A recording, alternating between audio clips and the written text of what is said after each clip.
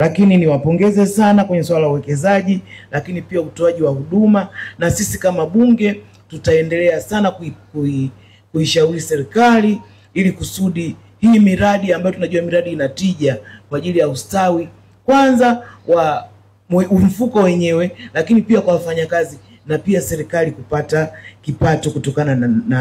na uwekezaji huo. Lakini pia kwenye swala la utunzaji fedha za wanachama, nayo pia naendelea kuwapongeza kubwa, kama alivyosema Mheshimiwa Almasi kwamba uwekezaji kwenye real estate, tunaona kabisa kwamba siku zote hakuna siku thamani ya ardhi ikadepreciate, badala yake ina appreciate. Nilikuwa nadhani kwamba hawezi kuja kwa sababu facilities zenyewe hazimpi nafasi kuja, lakini kama alivyoeleza mkurugenzi, huu mradi ni mradi wa siku nyingi sana, na bahati mbaya sana hata wakati unaundwa au unatengenezwa, unabuniwa, vitu vingi sana vikiwemo consideration za maeneo ambayo lazima mnapotengeneza muweke facilities zakazo accommodate watu wenye mahitaji maalum, nao pia ilikuwa haijaweka msitizo mkubwa namna hiyo.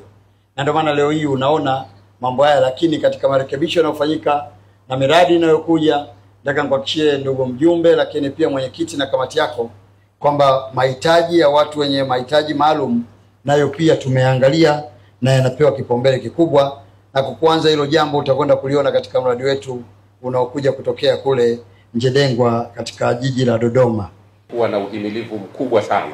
Karibuni tutakuwa na siku kubwa ya kutangaza mfuko kufikia thamani ya trilioni 10. Wakati mifuko inaunganishwa ilikuwa na takriban thamani yake kwa ujumla ilikuwa trilioni 6 hivi. Kwa hivyo katika kipindi hiki cha miaka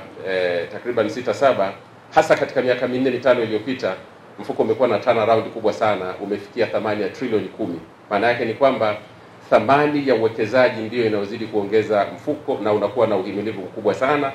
na ni matarajio yetu kwamba katika miaka isiyozidi 5 mfuko utafikia kiwango kinachoitwa optimal level ya uhimilivu wake wa kufanya shughuli zake bila kuwa na wasiwasi wowote ule. Kwa hiyo kwa kumalizia, napenda niwahakikishie waheshimiwa wajumbe kwamba huu mfuko wa PSSF unakwenda vizuri sana na una uwezo wa kutoa huduma zake za msingi za kuhudumia wanachama kwa kulipa mafao kwa wakati. Sasa tunalipa kwa wakati na yanayostahili yaliyopitishwa kwa mujibu wa sheria, lakini kuendelea kufanya kazi za uwekezaji kama ambavyo mlivyoambiwa